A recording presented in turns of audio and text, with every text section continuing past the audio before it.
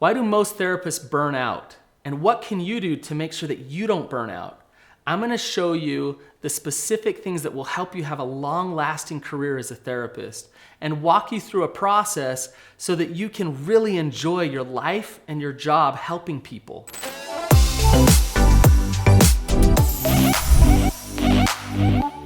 I have been burned out way too much. I can speak to burnout because I've spent so much time feeling it. I've been a therapist for a long time. And when I started as a therapist, I had no idea what I was getting myself into. I loved my job and I hated my job at the same time. I had visions of becoming a gardener or a farmer or a bus driver instead because I didn't want to deal with people anymore. But I didn't want to give up being a therapist. I loved being a therapist. I figured it out.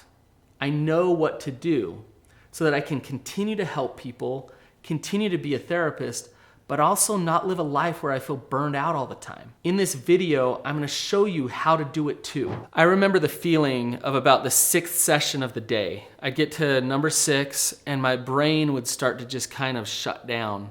My eyes would become heavy and I'd just be exhausted and tired. And at this point in the day, it was about 3 in the afternoon. I'd eaten a heavy lunch, I was tired, and a client would come in and let's say they were really boring.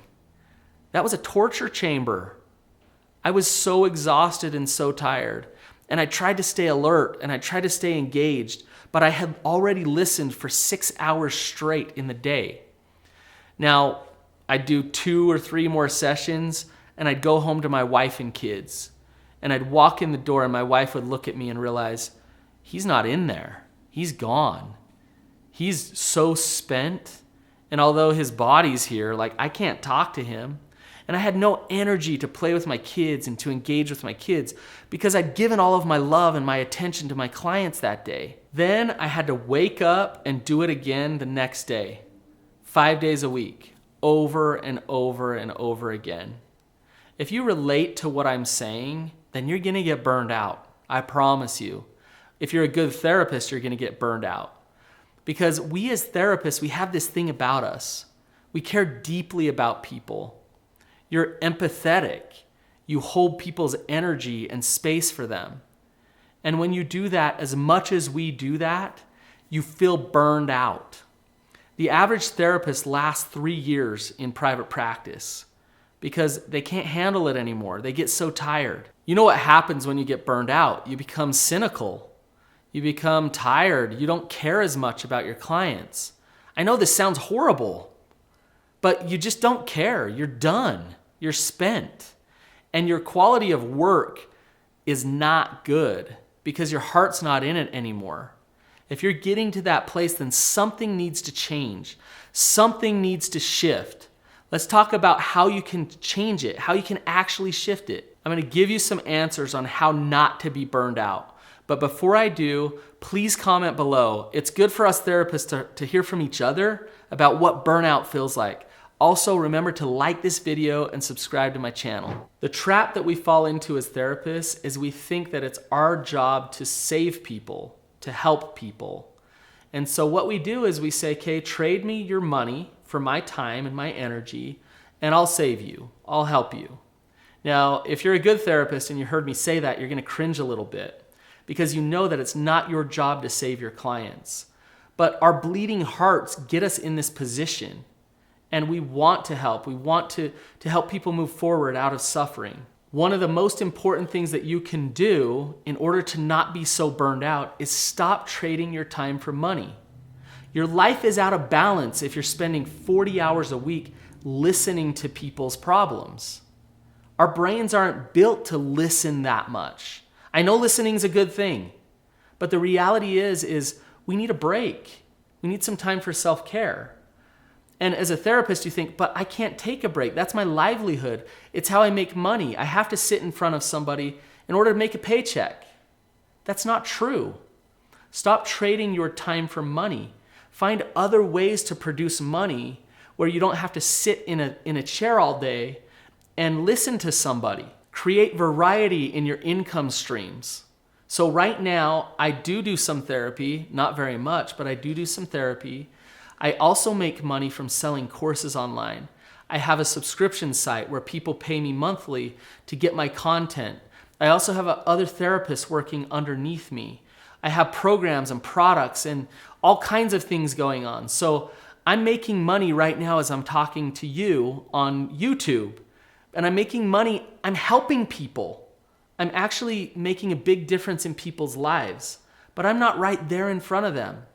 I'm here talking to you right now. Be firm with your personal boundaries. It's so easy to get caught in the trap of, oh, they really need me.